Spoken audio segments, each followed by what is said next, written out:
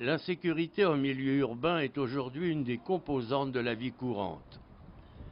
Même s'il n'y a pas de solution miracle, la pratique de certains exercices physiques est pourtant recommandée.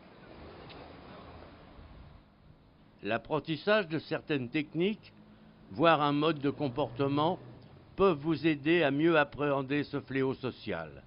Cela s'appelle la self-défense.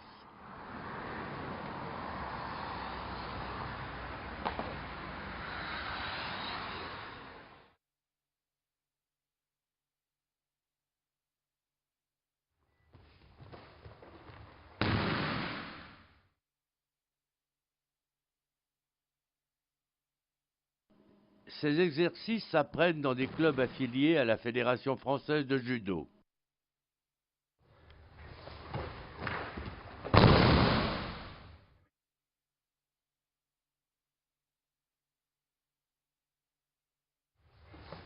Le judo n'est en effet que la version sportive du jujitsu, un art de combattre pratiqué par les samouraïs au XVIIe siècle. Monsieur Eugène de Magata, vous êtes adjoint au directeur technique national du judo français et vous êtes en charge, plus spécialement, je dirais, de la self-défense et de beaucoup d'autres disciplines liées au judo. Notre fédération a la délégation pour deux pratiques bien identifiées, le judo et le jiu-jitsu. Quand on utilise ces deux pratiques, l'ensemble des gestuels que l'on trouve à l'intérieur vont nous permettre d'évoluer sur une aptitude à la fois à faire de la compétition, mais également, pour la plus grande masse de nos pratiquants, à les rendre aptes à se défendre dans la rue. C'est ce qu'on appelle la self-défense. Donc aujourd'hui, lorsqu'on est licencié dans un club de judo, on fait, je dirais, presque nécessairement du jiu-jitsu. On a la possibilité de le faire. Pratiquement les 2/3 de nos clubs aujourd'hui ont la capacité à proposer des apprentissages très construits de self-défense.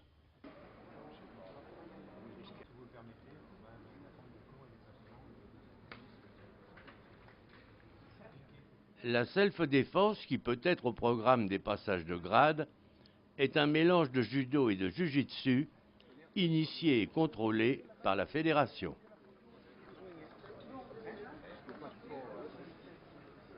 Brigitte Détier, 3 fois championne du monde de judo, aujourd'hui directrice technique nationale. Comment s'intègre aujourd'hui la self-défense dans les structures de la Fédération française de judo? Alors le judo jiu-jitsu ne fait qu'un à la Fédération française de judo. Jiu-jitsu et disciplines associées, donc on veille à ce que la partie jiu-jitsu, self-défense, soit complètement intégrée à tous les niveaux. D'abord, tous les professeurs sont formés de la même façon, ont tous une unité de valeur, une valence jiu-jitsu. Dans les grades, il y a aussi une partie jiu-jitsu. Donc je pense que celui qui a envie et qui veut par la suite montrer dans son club une partie jiu-jitsu peut le faire. Après, bien évidemment, il y a des affinités, il y a des goûts, il y a tout ça. Mais ce qui est important, effectivement, c'est de bien concevoir que le judo jiu-jitsu, ça ne fait qu'un, depuis l'origine jusqu'à aujourd'hui.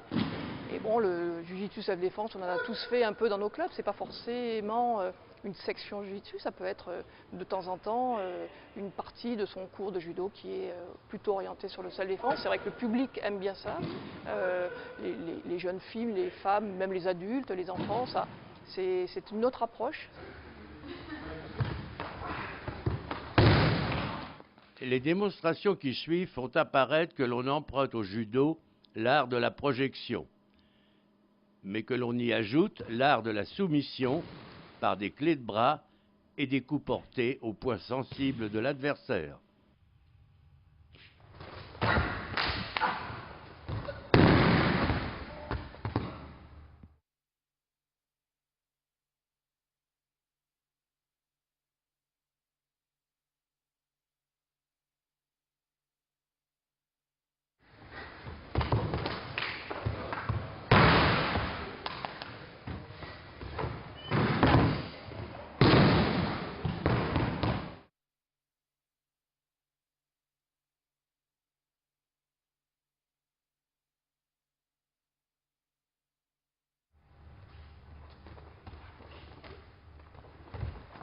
Quelle que soit la situation dans laquelle vous vous trouvez, le judo-jujitsu propose une solution de défense.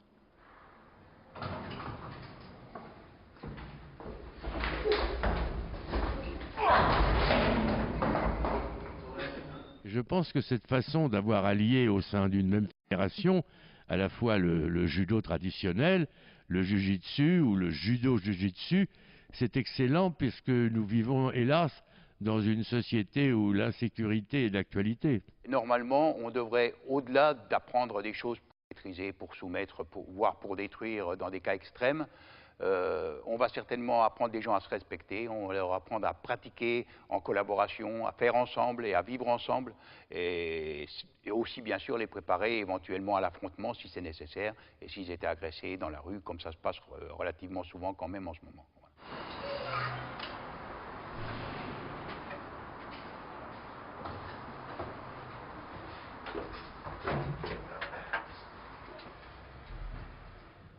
Que ce soit dans un ascenseur ou dans un parking, le judo-jujitsu propose une technique appropriée.